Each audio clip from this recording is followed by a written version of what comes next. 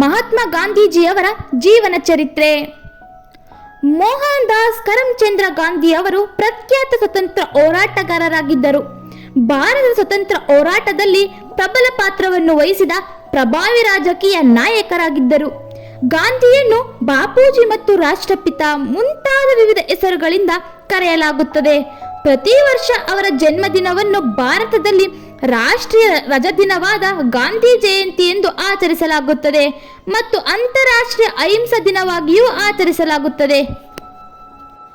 ಅವರ ಕುಟುಂಬದ ಹಿನ್ನೆಲೆ ಅಕ್ಟೋಬರ್ 2, 1869ರಂದು ಗುಜರಾತ್ನ ಪೋರಬಂದರ್ನಲ್ಲಿ ಜನಿಸಿದರು. ಅವರ ತಂದೆಯ ಹೆಸರು ಕರಮ್ಚಂದ್ ಗಾಂಧಿ ಮತ್ತು ಅವರ ತಾಯಿಯ ಹೆಸರು ಪುತಲಿಬಾಯಿ. 13ನೇ ವಯಸ್ಸಿನಲ್ಲಿ ಮಹಾತ್ಮ ಗಾಂಧಿಯವರು ಕಸ್ತೂರ್ಬಾ ಅವರನ್ನು ವಿವಾಹವಾದರು. ಅವರಿಗೆ ಹರಿಲಾಲ್, ಮಣಿಲಾಲ್, ರಾಮದಾಸ್ ಮತ್ತು ದೇವದಾಸ್ ಎಂಬ 4 ಗಂಡು ಮಕ್ಕಳಿದ್ದರು. ಮಹಾತ್ಮ ಗಾಂಧಿಯವರು ಶ್ರೀಮಂತ ವೈಷ್ಣವ ಕುಟುಂಬಕ್ಕೆ ಸೇರಿದ ಅವರ ತಂದೆಯ 4ನೇ ಪತ್ನಿ ಪುತ್ಲಿಬಾಯಿ ಅವರ ಮಗ. ಅವರ ಶಿಕ್ಷಣ ಹೇಗಿತ್ತಂದ್ರೆ, ಅವರ ಕುಟುಂಬವು ರಾಜ್ಕೋಟ್ಗೆ ಸ್ಥಳಾಂತರಗೊಂಡ ನಂತರ 9 ವರ್ಷದ ಗಾಂಧಿಯನ್ನು ಸ್ಥಳೀಯ ಶಾಲೆಗೆ ಸೇರಿಸಿದರು. ಅಲ್ಲಿ ಅವರು ಅಂಕಗಣಿತ, ಇತಿಹಾಸ, ಭೂಗೋಳ ಮತ್ತು ಭಾಷೆಗಳ ಮೂಲಭೂತ ಅಂಶವನ್ನು ಅಧ್ಯಯನ ಮಾಡಿದ್ರು.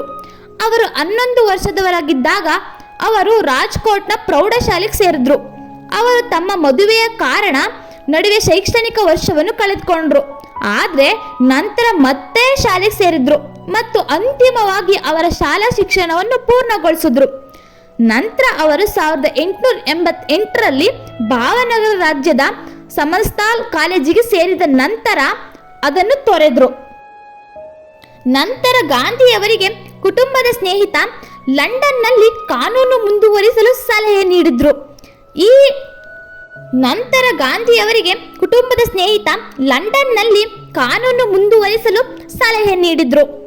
ಈ ಕಲ್ಪನೆಯಿಂದ ಉತ್ಸುಕರಾದ ಗಾಂಧಿಯವರಿಗೆ ಕುಟುಂಬದ ಸ್ನೇಹಿತ ಲಂಡನ್ನಲ್ಲಿ ಕಾನೂನು ಮುಂದುವರಿಸಲು ಸಲಹೆ ನೀಡಿದ್ರು.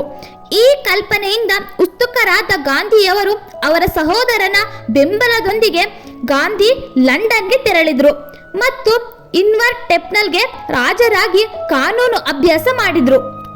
ದಕ್ಷಿಣ ಆಫ್ರಿಕಾದಲ್ಲಿ ಗಾಂಧಿ ಭಾರತಕ್ಕೆ ಹಿಂದಿರುಗಿದ ನಂತರ ಗಾಂಧಿಯವರು ವಕೀಲರಾಗಿ ಕೆಲಸ ಮಾಡಲು ಹೆಣಗಾಡಿದ್ರು.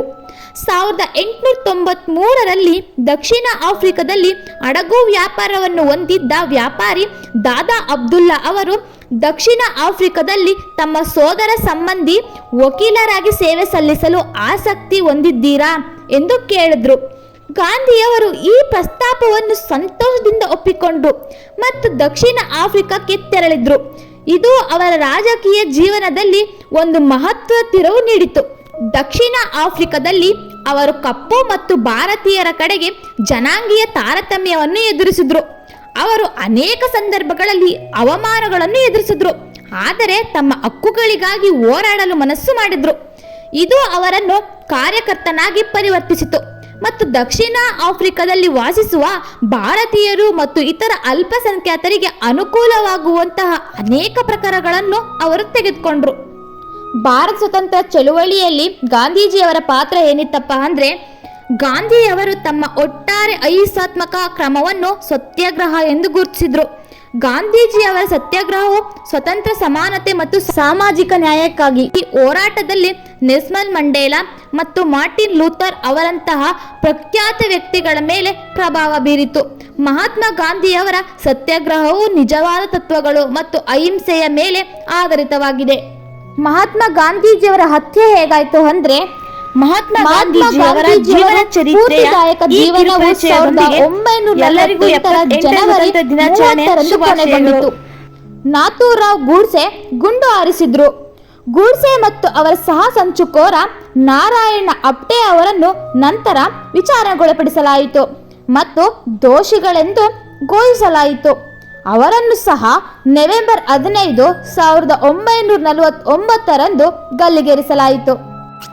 ಮಹಾತ್ಮ ಗಾಂಧೀಜಿಯವರ ಜೀವನ ಚರಿತ್ರೆಯ ಕಿರುಪರಿಚಯದೊಂದಿಗೆ 78ನೇ ಸ್ವಾತಂತ್ರ್ಯ ದಿನದ ಶುಭಾಶಯಗಳು.